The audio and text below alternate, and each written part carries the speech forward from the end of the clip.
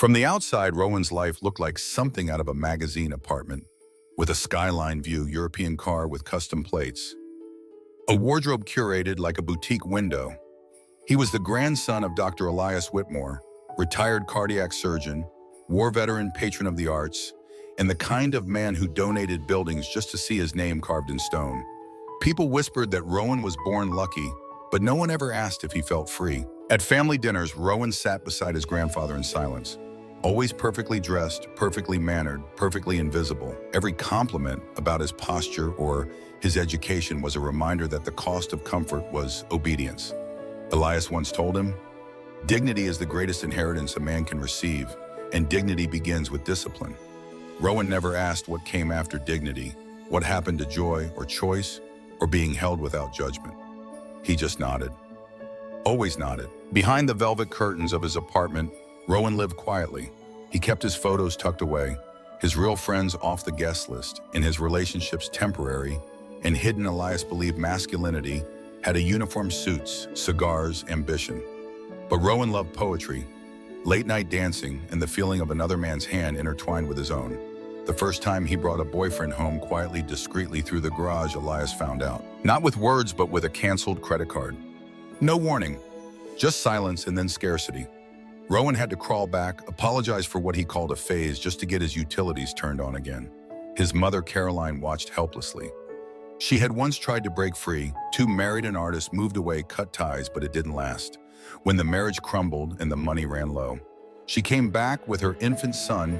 Elias took them in on one condition: obedience. She told Rowan to be grateful, but every time she said it, something in her voice cracked like glass under pressure. Rowan grew up smart enough to understand the terms of his survival. Keep his secrets in his pocket, smile for the family photos. Let Elias believe he was building a legacy, not erasing a person. And it worked for a while. Rowan got through school, traveled abroad, came back home. The apartment, the car, the corporate job, all of it was arranged by his grandfather. A life prepackaged with glossy labels and hollow rooms. But even privilege can feel like a prison when you don't hold the key. By the time Rowan turned 28, he was fluent in pretending.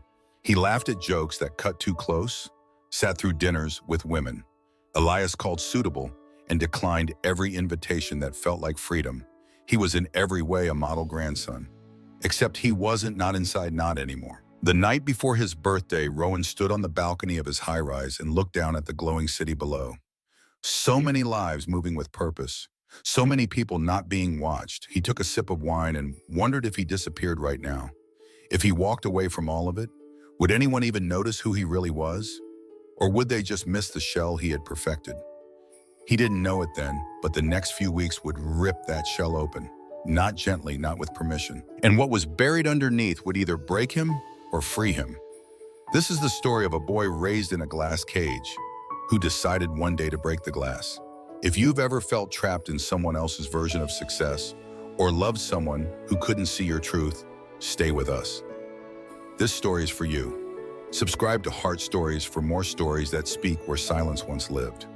On Rowan's 28th birthday, the gift arrived before sunrise. A black Mercedes-Benz parked below his apartment building, its pristine surface wrapped in a velvet ribbon that shimmered under the early light. The concierge handed him a card embossed with golden lettering.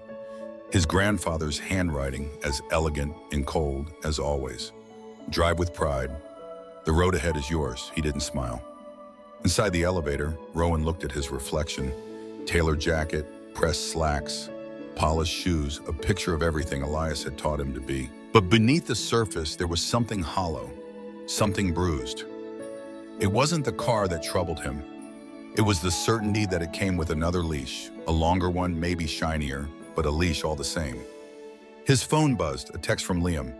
"I can't do this anymore. I love you, but I'm tired of hiding." It wasn't the first time, and Rowan knew it wouldn't be the last.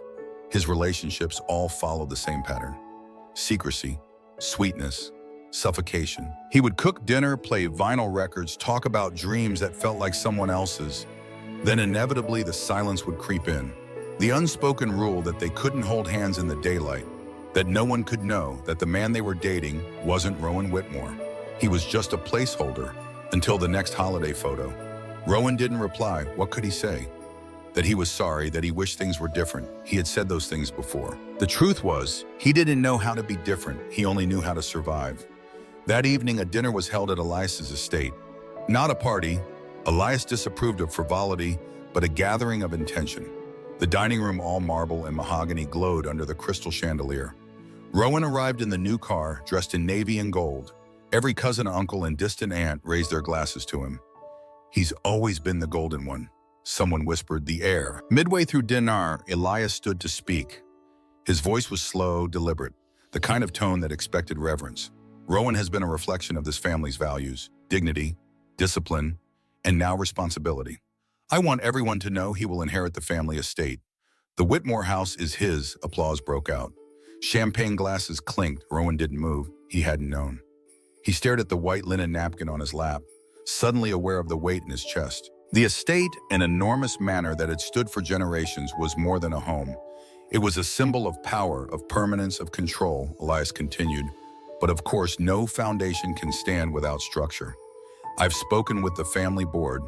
The inheritance will be formalized after Rowan settles down with a proper wife. Stability must come before succession." There it was, the trap wrapped in ribbon. Carolyn, Rowan's mother, sat quietly at the other end of the table. Her face didn't change. She had learned long ago not to react in public, but her hands clasped under the table trembled. After dinner, guests filtered out with wine-stained smiles and empty platitudes. Elias patted Rowan's shoulder and said, "You've made me proud, son," then turned to greet the next guest as if nothing needed to be discussed. Back in the apartment, Rowan poured a drink and stared at the wall. He thought about Liam, about the way Liam once touched his face in the dark, whispering, "You don't even breathe like yourself around them." He thought about the car parked downstairs, the house promised like a reward for surrendering the last piece of his truth, and he thought about his mother, about the silence she'd carried her whole life. He opened an old photo album. In one image, he was 6, standing in front of the Whitmore house holding his mother's hand. She looked younger, then softer, freer. He flipped the page. She was pregnant, alone. Elias stood in the background, smiling for the camera, but his eyes were on her, not Rowan. A quiet chill passed through him. This wasn't just about money. It never had been.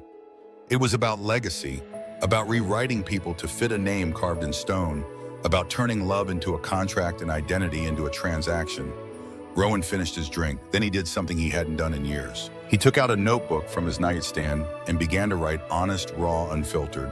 The first line read, "What if the road ahead isn't paved with pride, but paved with me finally saying no?" The next morning, Rowan stood in the Whitmore Estate's grand foyer, sunlight filtering through stained glass windows that had outlived 3 generations. The family lawyer had called early. Elias wanted to make the inheritance official. "A formality," the voice on the phone had said. "Just some signatures." A moment of history. Rowan drove in silence, the new Mercedes, a cold, perfect machine beneath his hands. Every turn felt like a metaphor. Every red light a warning. He refused to hear inside the manor. Elias greeted him with a rare smile. "Come, let's make it official." The lawyer laid out the documents in the study, each sheet heavy with ink and consequence. Property titles, trust agreements, a clause about marriage, and another about image preservation. Elias insisted on reading each line aloud. "This is not just a house," he said. "This is Whitmore blood. Whitmore name, Whitmore pride." Rowan signed anyway, because he always had. Afterwards, Elias handed him a velvet box. Inside was an antique pocket watch, platinum, engraved with his great-grandfather's initials. "It's yours now," Elias said. "Just remember what time is for order. Discipline, tradition." Rowan nodded. He didn't know what else to do. That night, alone in his apartment, he opened the closet and stared at the suits, all tailored by Elias's preferred designer, all in the same palette of grays and regrets. He took one out, dropped it on the floor, and sat down beside it. Then, without thinking, he picked up his phone and called Liam. No answer. Straight to voicemail. "Hey," Rowan said quietly. "I know. I said I'd call sooner, but I couldn't. I didn't know what to say. I still don't. But I signed it, the house. It's mine now. And I've never felt less like myself." He paused. "I miss you. That night in the rain outside the gallery, you asked me if I'd ever choose us. I didn't, and I can't stop thinking about how you looked when you turned away." He ended the call without sending it. Hours later, he walked to the kitchen and opened a bottle of wine. On the counter was a letter, one he didn't recognize. Handwritten? No stamp, just his name and his mother's script. He sat down, heart already thudding. Rowan, it began. If you're reading this, then I wasn't brave enough to say it when I should have. I found this letter again while packing some old things, and I don't know why I never gave it to you. Maybe I was still too afraid. Maybe I thought I could shield you from what I couldn't escape. I wanted you to know that when you were 16 and you tried to come out to me, I heard you. I heard every word and I said nothing. Not because I didn't love you, but because I was terrified of losing what little security we had. Your grandfather has always been generous but not kind. His love is a contract, and I signed it long before you were born. I thought I could pay the price quietly. I thought it would spare you, but I was wrong. The Whitmore name comes with beautiful walls, but every wall is also a gate, and every gate has a key you must never hold. You are not the failure I am. I failed to protect you from becoming someone who had to ask permission just to breathe. The letter ended without a signature. Rowan stared at the pages, tears tracking silently down his face. His mother had carried the same silence he did. She had swallowed her defiance, buried her voice, and passed down a legacy of submission, dressed as stability. And now she was gone.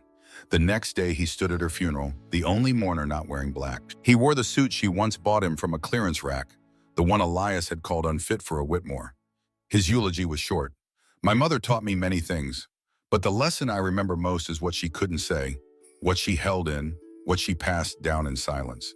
I see her now, not as weak, but as someone who gave everything, so I could someday choose different. No one clapped, no one cried. Just a moment of stillness, raw and real, before the machinery of wealth resumed its motion. After the burial, Elias approached him. I hope this loss teaches you the importance of family, of legacy. Rowan looked at him, truly looked. For the first time in his life, he felt nothing but a clean, clear kind of grief. Not just for his mother, but for himself. For all the years spent living as a curated version of someone else's dream. He walked to his car and drove not home, but to a place he hadn't visited since college. A small LGBTQ+ community center tucked behind a bookstore downtown. A place Liam once introduced him to. He didn't know why he went, only that he needed to remember what his voice sounded like in a room where no one was trying to erase it. Rowan didn't return to the Whitmore estate for weeks, not after the funeral, not after the official reading of his mother's will, which unsurprisingly left everything to the care of the family trust, a thinly veiled code for Elias. Rowan hadn't expected anything. Still, the absence of even a personal letter, a keepsake, a line in her own words, stung deeper than he could admit. What he hadn't known, though, was that she'd left something else, something outside the reach of Elias's control. One afternoon, a former housekeeper, Mrs. Ellen, who had worked at the Whitmore estate for decades, showed up at Rowan's apartment unannounced. She was small, gray-haired, and carried an envelope clutched to her chest like it was a flame. She wasn't sure how to hold. I was told to give you this, only if your mother passed before your grandfather, she said. She hid it where he'd never look, inside an old hymnal in the attic chapel. Inside the envelope was a single sheet of paper, written hastily, unevenly, as if her hands had been shaking. Rowan, I couldn't put this in my will. He would have found a way to erase it. But the house, our family's estate, was never truly his. After your grandmother died, she transferred the deed quietly with a clause. It belongs to you now. Not the trust, not Elias, you. You have the right to do what I couldn't decide, what kind of legacy this family leaves behind. It didn't feel real. Rowan stared at the paper, his breath catching.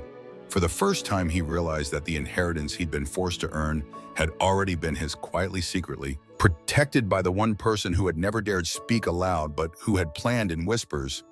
It wasn't just a house, it was a key, and he could finally choose where it would lead. Rowan returned to the estate that evening alone. No suit, no script, no pretense. Just him in jeans and a plain t-shirt, walking up the long driveway like a stranger reclaiming land that had once exiled him. The rooms were silent, museum-like, everything exactly as Elias kept it. He paused in the foyer where his childhood portrait still hung, painted in oil, stiff and expressionless. Beside it was his grandfather's collection of military medals and framed degrees arranged in careful rows, like proof that love could be earned with enough credentials. He walked through each room slowly, letting memory surface. The study where he learned to stand still.